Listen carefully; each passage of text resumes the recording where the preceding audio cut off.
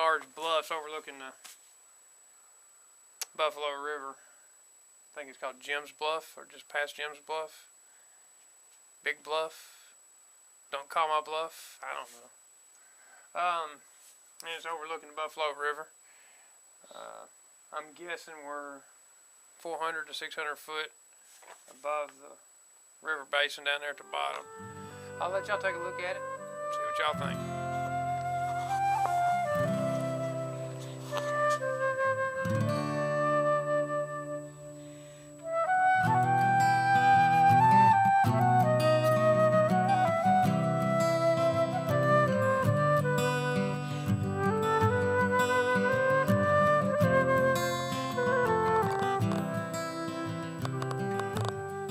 Down there in the very bottom, you can see a old farmstead. Guess when the national park took over, national forest, they came in and moved everybody out.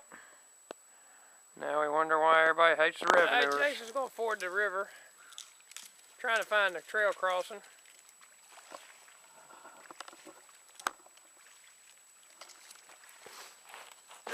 We're actually back to exactly where we were last night at the barn. We're at barn's just above us on a little bluff. Jason's kindly volunteered to cross over and see if he can find where the trailhead is.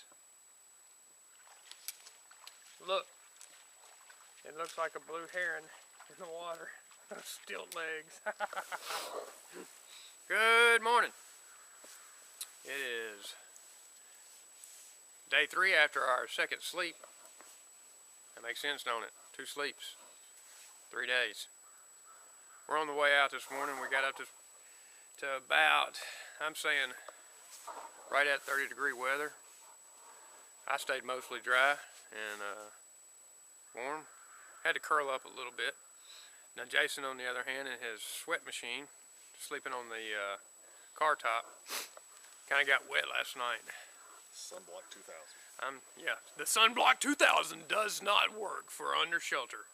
It kept him warm, he said, but you're just going to sweat on top of it. You're going to know that.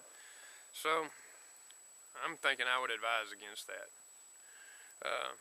We kind of stealth camped off the side of the trail. Got about 50 yards off the trail and set up a stealth site. We had an absolute entertainment last night. We kept hearing something rattling around in the woods, walking through the woods, just constantly for 30 minutes. We couldn't see it. And I went over and put my long underwear pants on, and got one leg in and got one of my Crocs on, trying to put it on.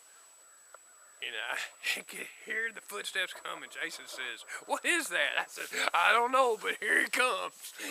And an armadillo come running right through the middle of camp, and I yelled at him, and he stopped. And there was a second one behind him, and he jumped up in the air about 3 foot in the air and turned around and ran off the other direction. And now when I yelled the second time, that armadillo ran right through my gear up underneath my hammock, knocked everything over, tore everything up, and took off running. I'm telling you, that was some funny stuff last night. I don't know what it is, but here it comes. I was trying to figure out how I was going to defend myself. I was thinking maybe it was a coon that was mad or something. That armadillo really didn't want nothing to do with us, but he sure come in and left. Quite entertaining. I was looking for a stick. What were you looking for? A stick. You were looking for a stick? I was looking for something to hit something with. Because I saw it coming, I was like, what in the world is that thing doing? That was the strangest thing I've ever seen. I tell you, up until the point, I was ready to defend myself up until the point that you said, "Hey, it may be a skunk." And then I said, "Uh-oh." That was pretty entertaining.